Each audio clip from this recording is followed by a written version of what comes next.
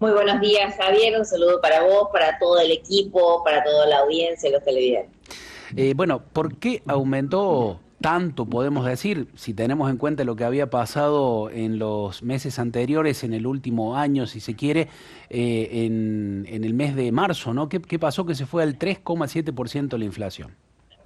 Bueno, es acá donde se observó este fuerte incremento en lo que significa canasta básica alimentaria. Nosotros ya habíamos medido en movimiento de alimentos un 3,3. En febrero había despertado un poco este incremento del precio de los alimentos, principalmente impulsado por carnes, lácteos. Para febrero, recordemos, en carnes fue un incremento del 9%. Marzo vino con una batería de incrementos. Si bien para el rubro de INDEC lo que más miden ellos fue el área de educación, que llegó casi al 20%, nosotros lo habíamos posicionado desde el Instituto de Estadística y Tendencias en un 6,5% inferior. Pero bueno, nosotros desde la entidad habíamos medido un 2,7% de inflación. Bueno, la sorpresa del viernes, este 3,7% de inflación, ciertamente impactaron los alimentos, impactaron también la actualización. Bueno, primero el inicio de clases, que tuvo un fuerte incremento en general y que nos da este rubro de educación tan alto que impacta en forma directa en los porcentuales de inflación. Esto sumado a todo lo que fue el movimiento del precio de los alimentos de un rubro de alta ponderación y de alto impacto luego en lo que significa inflación. Bueno, lamentablemente, nuevamente llegaron incrementos en carnes y pollos del 5%, luego en alimentos claves, entre un 6 y un 7% de incremento en aceite, azúcar, harinas, farináceos, bueno, y un movimiento generalizado en la canasta básica alimentaria, principalmente segunda quincena de marzo. Bueno, esto es lo que complicó, si se quiere, estos números que muy bien apreciaban ustedes. Fue la meta gubernamental, la bandera que alzó este gobierno de la baja abrupta de la inflación, y ciertamente la más baja fue en diciembre del 2,2% y luego paulatinamente ha comenzado a crecer, ¿no? 2,4 para enero, 2,5 para febrero. Ahora, bueno, nosotros habíamos medido 2,7, pero INDEC un 3,7. Bueno, esperemos que para los meses subsiguientes, si bien nosotros habíamos proyectado un primer trimestre que no se iba a lograr a perforar el piso del 2% de inflación que pretendía el gobierno, nos íbamos a situar en los variables que tuvimos. Bueno, veremos cómo se sigue desarrollando para los meses subsiguientes, ¿no? Y que, por supuesto, no vamos a llegar a los números de inflación que teníamos el año pasado, que fueron tan complejos, pero bueno, que tampoco suba demasiado la inflación. Bien, perdón Ceci y Cristian, tienen allí sus preguntas, pero quería antes poner y pedirle a Alejandro si tiene un cuadro, la imagen de un cuadro que ha publicado el diario La Nación, lo tenemos aquí para compartir, donde se ve cómo ha sido el ritmo de la baja, primero de la inflación muy importante y después el repunte que ha tenido. Lo tenemos por ahí, Alejandro, a ese cuadro. Está cargado allí en las imágenes. Ahí está, podemos verlo desde el inicio prácticamente del gobierno en lo que ha sido el año, una baja abrupta primero, y desde enero, perdón, ya en noviembre del año pasado, como se ve allí en los finales, hubo una pequeña suba. Después, en diciembre, baja un poquito y desde enero de este año, tres subas seguidas para llegar a un 8,6% de acumulado en el año de inflación y casi 56% cuando uno se va un año atrás, ¿no? En los últimos 12 meses.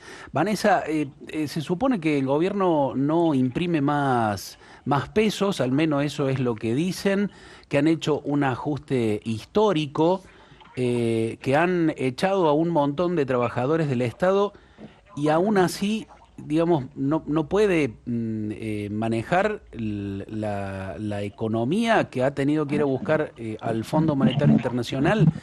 ¿Cómo se explica eso y el impacto, ¿no?, que se ve en la inflación?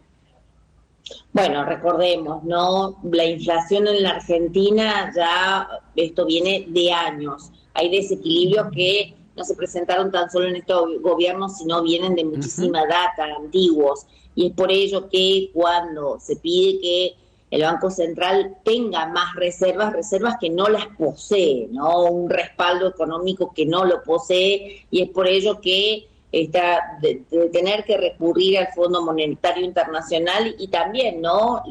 El Fondo Monetario Internacional delimita pautas. O sea, esto no es tan solo por el plan económico del gobierno nacional, sino que también es de la mano de lo que significan las pautas políticas que coloca el Fondo Monetario Internacional, ¿no?, del mismo Estados Unidos, y que presenta este nuevo esquema del dólar, primero, por supuesto, con el aval para tener las reservas suficientes, y sobre todo para presentar ante el mundo una imagen de asertividad, de firmeza, de poder demostrar ante el mundo de que somos fiables, una salida del cepo que también vino de la mano de lo que significaron, los presentaron con los números nuevos de INDEC, bueno, vino de la mano estos anuncios, en los cuales, sobre todo en estos primeros 10 días, vamos a observar cómo se va a comportar el dólar. Recordemos, lo que sí hay algo que nos viene a refrescar en nuestra economía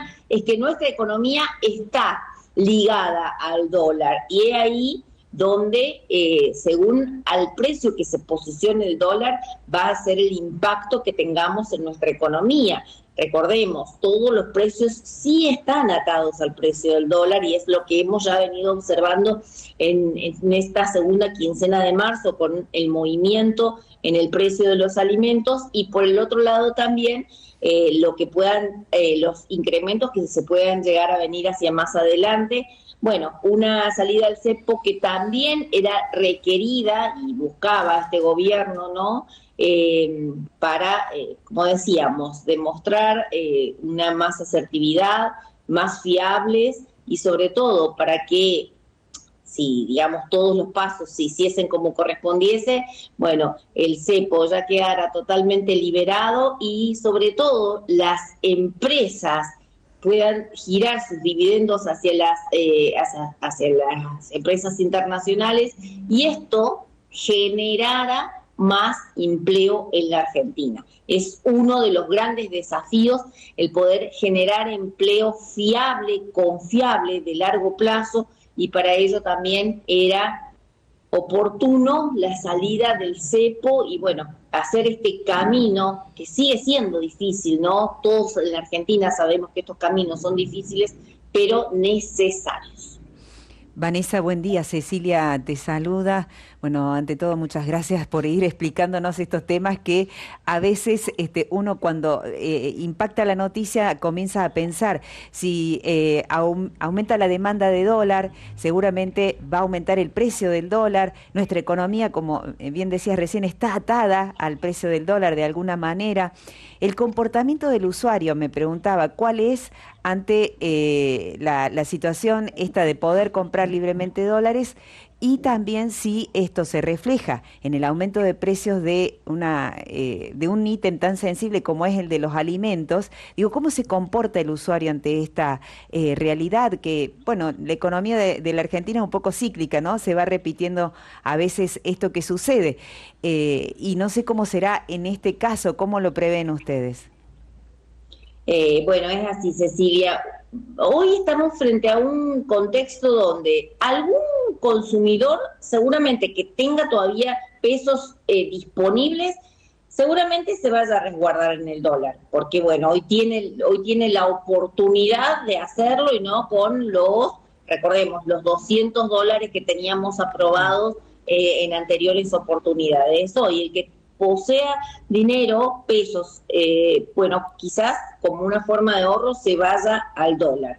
Y otra realidad también es que no hay pesos sobrantes en abundancia, y el consumidor se vaya a lo que es alimentos. Recordemos, ¿no? Todos somos con una memoria todavía fresca de lo que fue noviembre y diciembre del 2023, donde nos refugiamos en mercadería, ¿no? Nos estoqueamos en mercadería porque el peso ciertamente quemaba y se venía una devaluación. Hoy por hoy estamos ante otra realidad donde no hay pesos sobrantes. Obviamente el mismo gobierno en esta no emisión y que secó el mercado, no hay pesos sobrantes, No vamos a observar esto de ir a estoquearnos al supermercado con muchísima mercadería, porque luego también pasa algo que lo vimos el año pasado. Hay incrementos en el precio de los alimentos, muchas veces el consumidor no avala esos nuevos precios y después tienden a la baja. O sea que también hacia todos los consumidores queremos llevar una cierta tranquilidad, siempre cuando se observan estos movimientos del gobierno, la quita del cepo, el movimiento del dólar, hay un cierto resquemor de la sociedad de decir, bueno, se van a disparar el precio de nuestros alimentos, pero recordemos que el año pasado, por ejemplo, voy a poner algo muy práctico, el precio del aceite se disparó y luego fue uno de los productos que bajó, al igual que, por ejemplo, el azúcar. O sea, hoy tampoco da para mucho más que las empresas alimenticias pongan muchos incrementos porque el bolsillo no lo está validando. Entonces, hoy por hoy estamos frente a un periodo de expectativa. Estos 10 primeros días van a ser fundamentales para ver en cuánto se sitúa. Recordemos que el dólar va a variar desde los 1.000 a los 1.400 pesos y que también el gobierno va a hacer algunas intervenciones y esperar estos 10 días a ver qué sucede para ver en cuánto se va a situar el dólar y de cuánto va a ser el impacto en los bolsillos, lamentablemente. Vanessa, ¿cómo te va? Cristian te saluda. Bueno, ante esto yo pensaba en doña Rosa, en don Juan, que están escuchando, que son consumidores, que, la pelean como todos día a día, ¿no? ¿Qué actitud, aparte de esta tranquilidad, deben tener? Porque evidentemente hay muchas situaciones para doña Rosa y para don Juan que ellos no pueden cambiar nada del mercado. Entonces, ¿qué actitudes desde allí, desde la institución donde están ustedes, le sugerís a los consumidores que hoy por hoy están escuchando ahora este mensaje? Bueno, Cristian, es así. Si bien esto es muy necesario para la macroeconomía y viene a ordenar la macroeconomía, siempre hay coletazos y los coletazos se sienten en la microeconomía y lamentablemente en todos los que andamos de pie en la calle, en el día a día, los que viven el día a día. Por un lado, no hay mucho más para ahorrar. Muchos dicen, vamos a ahorrar en dólares, pero hay un segmento de la población que no estamos ahorrando y no tenemos hoy para pensar si vamos a ahorrar el dólar, porque hay que pensar qué se va a comer o cuál es el remedio que tengo que comprar, ¿no? Entonces, por un lado, seguir con esta cautela que hace rato que el argentino la está teniendo y con la inteligencia de saber comprar, porque hoy por hoy vamos a ver algunos incrementos en estos próximos días y ahora se van a ver algunos incrementos que a la larga van a estar injustificados. Entonces, cuando veamos que un producto está aumentando más de lo que corresponde, ser cautos, si se puede elegir en otro lugar, ir a comprarlo, ir a adquirirlo y ser creo que la palabra que podemos sugerir para estos días es ser cautelosos, es no ver. Vamos a tener precios que suben irrisoriamente u otros muy altos, entonces tener cuidado en eso. Y por el otro, sí, ciertamente estamos en una etapa muy difícil, lo que más ha incrementado es el precio de los alimentos y esto no ha hecho otra cosa que golpear al sector más humilde y más vulnerable. Seguimos con indicadores sociales muy complejos, el 58% de las familias no alcanza a cubrir todos los productos de la canasta básica alimentaria. Recordemos, venimos con un fuerte recorte en los ingresos de las familias y para nosotros también este es el gran desafío que el gobierno debería recomponer, ¿no? Recomponer ingresos para que a las familias no se les sea tan difícil poner alimento en las mesas familiares. Hicimos una encuesta de calidad nutricional hace poco y observamos, lamentablemente, le pusimos números a lo que las familias ya saben. 42% la caída en consumo de carne vacuna, más del 40% en la caída de frutas y verduras, más del 20% en la caída del consumo de leche. Estos números hablan, ¿no?, de la compleja situación que están viviendo, sobre todo las familias que menos ingresos tienen, y esto es el gran desafío y que, si Dios quiere, toda esta economía, este ámbito macro, en algún momento tiene que impactar para el beneficio de la microeconomía. Ojalá que así sea, Vanessa. Te agradecemos muchísimo por este contacto con Radio María, bueno, por aclararnos, ayudarnos a entender algunas de las cosas que pasan, ¿no? Algunas quedan sin entender para todo el mundo en la Argentina, pero bueno, no nos aburrimos nunca en nuestro país. Le buscamos esta beta para seguir tirando para adelante, como dice una vecina. Dice, bueno, hay que pegarle para adelante. Así Claro. estamos con el trabajo. Un abrazo grande, Vanessa. Gracias. Gracias, Vanessa. Gracias a ustedes y una excelente jornada.